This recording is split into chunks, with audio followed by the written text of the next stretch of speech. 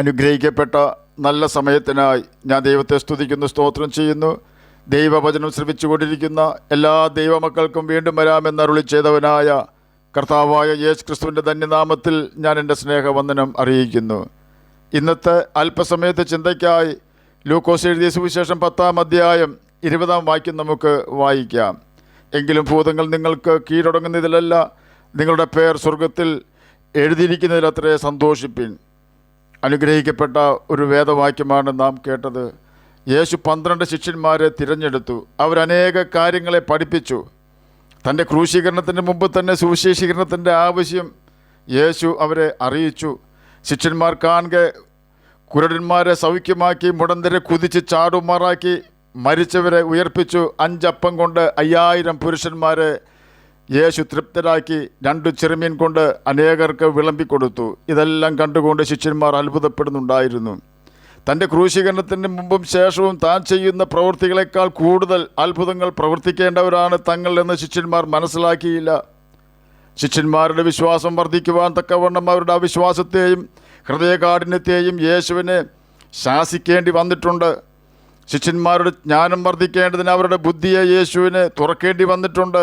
ഇക്കാര്യങ്ങൾ ഇങ്ങനെയൊക്കെയാണെങ്കിലും യേശുവിൻ്റെ ക്രൂശീകരണത്തിന് ശേഷം തൻ്റെ ശുശ്രൂഷ മുടക്കം കൂടാതെ നിവർത്തിപ്പാനുള്ളവരാണ് ശിഷ്യന്മാർ എന്ന് യേശുവിനെ അറിയാവുന്നതുകൊണ്ട് ശുശ്രൂഷയുടെ പരിശീലനത്തിനായി അവരെ രണ്ടായി ശുശ്രൂഷയ്ക്ക് അയച്ചു.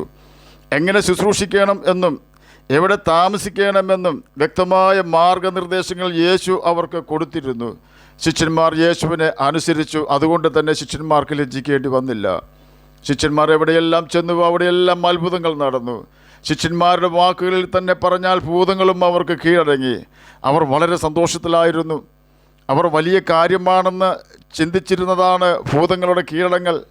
ഭൂതങ്ങൾ അവർക്ക് കീഴടങ്ങി എന്നാണ് അവർ പറഞ്ഞത്. ഇത് കേട്ട യേശു അവരെ തിരുത്തുകയാണ്. ഭൂതങ്ങൾ നിങ്ങൾക്ക് കീഴടങ്ങുന്നതിലല്ല, നിങ്ങളുടെ പേര് സ്വർഗത്തിൽ എഴുതിയിരിക്കുന്നതിലത്രേ സന്തോഷിപ്പിൻ. ലൂക്കോസ് എഴുതിയ സുവിശേഷം 10-ാം അധ്യായം 20-ാം വാക്യമാണ് നാം കേട്ടത്. ശിഷ്യന്മാർ എന്ന് ഇവിടെ പ്രസ്താവിച്ചു എങ്കിലും ഇന്ന് ഭൂമിയിലുള്ള ഏതൊരു വ്യക്തിയും യഥാർത്ഥവുമായി സന്തോഷിക്കേണ്ടത് അവരുടെ പേര് സ്വർഗത്തിൽ എഴുതിയിരിക്കുന്നതിൽ ആണ്. ഒരു വ്യക്തിയുടെ പേര് എങ്ങനെ സ്വർഗത്തിൽ എഴുതുമെന്ന് ചോദിച്ചാൽ അതിനുള്ള മറുപടി ബൈബിൾ നമുക്ക് തരും.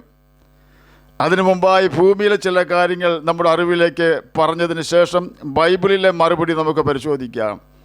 ഭൂമിയിലൊരു കുഞ്ഞ് ജനിക്കുമ്പോൾ ആ കുഞ്ഞിൻ്റെ പേരും ജനിക്കുന്ന ദിവസവും മാസവും വർഷവും കൃത്യമായി നാം പഞ്ചായത്തിൽ രജിസ്റ്റർ ചെയ്യും. അതെന്തിനാണെന്ന് ചോദിച്ചാൽ ആ കുഞ്ഞിന് താനൊരു ഇന്ത്യൻ പൗരനാണെന്ന് തെളിയിക്കുന്നതിനോ ഇന്ത്യയിലെ ഏതൊരു നിയമപരമായ പേപ്പേഴ്സിനോ പഞ്ചായത്തിലെ രജിസ്ട്രേഷൻ നിർബന്ധമാണ്. പഞ്ചായത്തിലെ രജിസ്റ്ററിൽ പേരില്ല എങ്കിൽ ആ കുഞ്ഞ് വളർന്ന് വലുതായി എത്ര യോഗ്യത പ്രാപിച്ചാലും ആ വ്യക്തിക്ക് ഒരു പ്രയോജനവും ഉണ്ടാവുകയില്ല. റേഷൻ കാർഡിൽ പേര് ചേർക്കുവാൻ കഴിയാതെ വരും. തിരിച്ചറിയൽ രേഖ ലഭിക്കുവാൻ ഇത് ആവശ്യമാണ്. അനേക കാര്യങ്ങൾക്ക് രജിസ്ട്രേഷൻ ആവശ്യമാണ്. അവരവരുടെ പഞ്ചായത്തിൽ പേര് രജിസ്റ്റർ ചെയ്തിട്ടില്ലെങ്കിൽ ഇന്ത്യൻ പൗരൻ എന്ന പദവി ലഭിക്കുകയില്ല. അങ്ങനെയായാൽ ഭൂമിയിലെ ഒരു രാജ്യവും ആ വ്യക്തിയെ അംഗീകരിക്കുകയില്ല.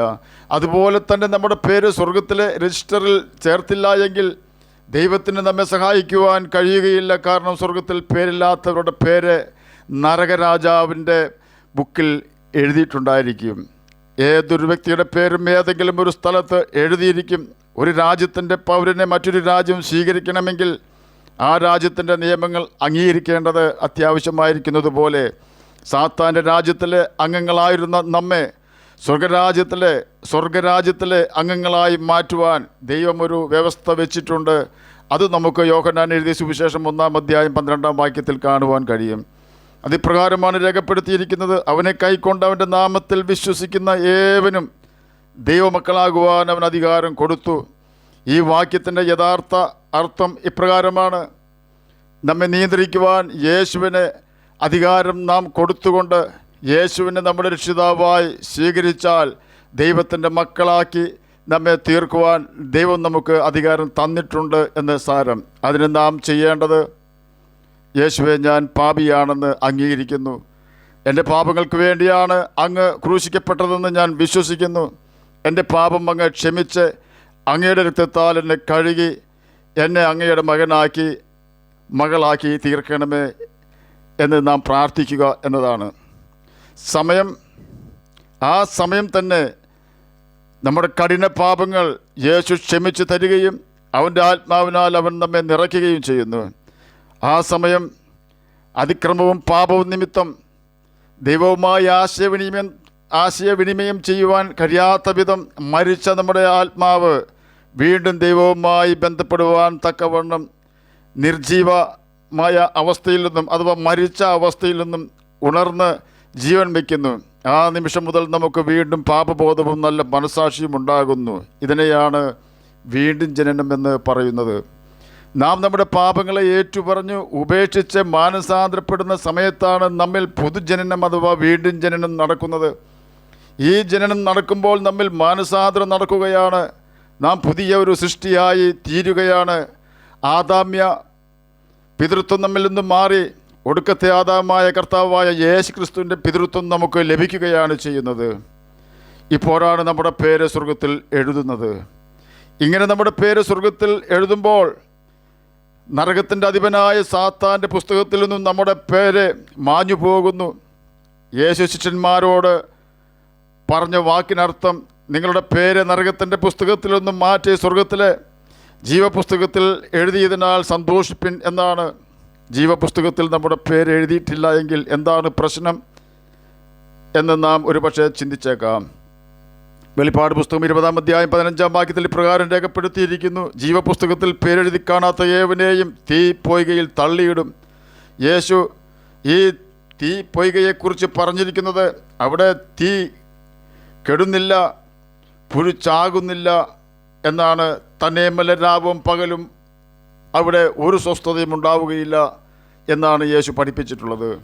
എന്നെ കേൾക്കുന്ന പ്രിയ ദൈവമകനെ, ദൈവമകളെ, നമ്മുടെ പേര് ഏത് പുസ്തകത്തിലാണ് എഴുതിയിരിക്കുന്നതെന്ന് പരിശോധിച്ചിട്ടുണ്ടോ? യേശുവിനെ കൈക്കൊണ്ട് അവൻ്റെ നാമത്തിൽ വിശ്വസിക്കുന്ന ഏവനും ദൈവമക്കളായി തീരാം എന്ന് നാം കേട്ടു. അതുപോലെ തന്നെ നാം പാപം ചെയ്യുന്ന അതേ നിമിഷം സൂര്യൻ ഉദിക്കുന്നതിന് മുമ്പേയും സൂര്യൻ അസ്തമിക്കുന്നതിന് മുമ്പേയും പാപത്തെ ഏറ്റുപറഞ്ഞ് ഉപേക്ഷിച്ച് നിരപ്പ് പ്രാപിച്ചില്ല എങ്കിൽ നാം പിശാചിൻ്റെ മകനായി മകളായി തീരുകയാണ് ചെയ്യുന്നത്.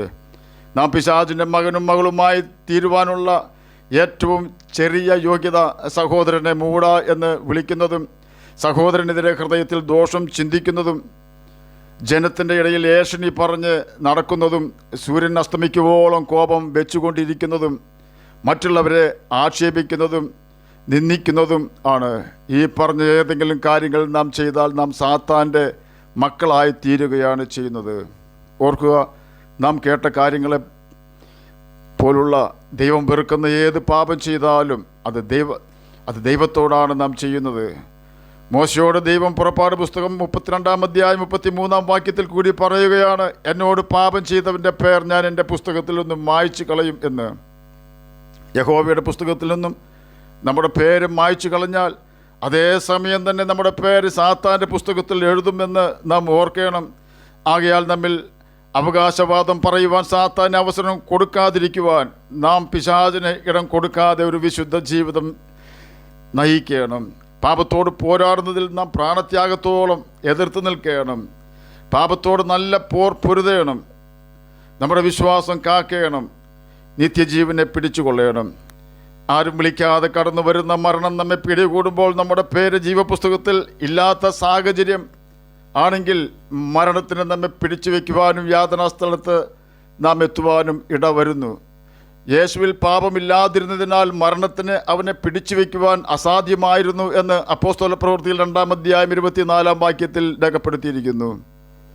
ജീവപുസ്തകത്തിൽ നമ്മുടെ പേര് ഉണ്ടെങ്കിൽ നമുക്ക് മരണത്തെ ജയിക്കുവാനും രണ്ടാം മരണമായി ഗന്ധകം കത്തുന്ന തീ പൊയ്ക ഒഴിഞ്ഞ് നിത്യജീവനാവകാശികളായി തീരുവാനും കഴിയും എന്നതിനാൽ ആണ് യേശു തൻ്റെ ശിഷ്യന്മാരോട് പറഞ്ഞത്: ഭൂതങ്ങൾ നിങ്ങൾക്ക് കീഴടങ്ങുന്നതിലല്ല, സ്വർഗത്തിൽ ജീവപുസ്തകത്തിൽ നിങ്ങളുടെ പേര് എഴുതിയിരിക്കുന്നതിൽ സന്തോഷിപ്പിൻ എന്ന്. എന്നെ കേൾക്കുന്ന പ്രിയ ദൈവമകനെ, ദൈവമകളെ, നമ്മുടെ പേര് ജീവപുസ്തകത്തിൽ ഉണ്ടെന്ന് ഉറപ്പ് പറയാമോ? ഏതെങ്കിലും പാപത്തിൽ വീണു പോയിട്ടുണ്ടോ? നിത്യത എന്നതും തീ പൊയ്ക എന്നതും യേശുവാണ് പഠിപ്പിച്ചിട്ടുള്ളത്. യേശു ഒരിക്കലും തമാശ പറഞ്ഞിട്ടില്ല. ആകയാൽ നമ്മുടെ ശിഷ്ടായുസ് നമ്മുടെ പേര് ജീവപുസ്തകത്തിൽ എഴുതിയിട്ടുണ്ടെന്ന് ഉറപ്പ് വരുത്തി ജീവിക്കാം. കർത്താവിൻ്റെ കൽപ്പനകൾ അനുസരിച്ചുകൊണ്ട് നിത്യജീവന് നമുക്ക് അവകാശികളായി തീരാം. അതിന് കർത്താവ് നമ്മെ സഹായിക്കട്ടെ എന്ന് പ്രാർത്ഥിച്ചുകൊണ്ട് ഞാൻ എൻ്റെ വാക്കുകളിൽ നിന്നും വിരമിക്കുന്നു. നമുക്ക് പ്രാർത്ഥിക്കാം. ഞങ്ങളെ സ്നേഹിക്കുന്ന സ്വർഗീയ പിതാവേ, നല്ല വചനത്തിനായി അങ്ങയെ സ്തുതിക്കുന്നു, സ്തോത്രം ചെയ്യുന്നു.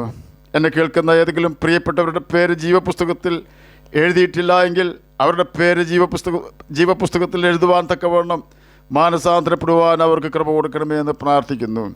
ഏതെങ്കിലും വ്യക്തികൾ സമാധാനമില്ലാതെ കഷ്ടപ്പെടുന്നുവെങ്കിൽ അങ്ങ് അവർക്ക് സമാധാനം അയച്ചു കൊടുക്കണമെന്ന് പ്രാർത്ഥിക്കുന്നു. രോഗത്താൽ ഭാരപ്പെടുന്നവർക്ക് രോഗസൗഖ്യം കൊടുക്കണമേ. പഠിക്കുന്ന കുഞ്ഞുങ്ങൾക്ക് പഠിക്കുവാനുള്ള ബുദ്ധിയും ജ്ഞാനവും ഓർമ്മശക്തിയും കൊടുക്കണമേ. സാമ്പത്തികമായി ഞെരുങ്ങുന്നവർക്ക് അതിൽ നിന്നൊരു മോചനം കൊടുക്കണമേ. ജോലിയില്ലാത്തവർക്ക് ജോലി കൊടുക്കണമേ. പ്രാർത്ഥന കേട്ടതിനായി സ്തോത്രം. യേശുവിൻ്റെ നാമത്തിൽ തന്നെ ആമേൻ. കർത്താവ് എല്ലാവരെയും അനുഗ്രഹിക്കട്ടെ. സ്തോത്രം.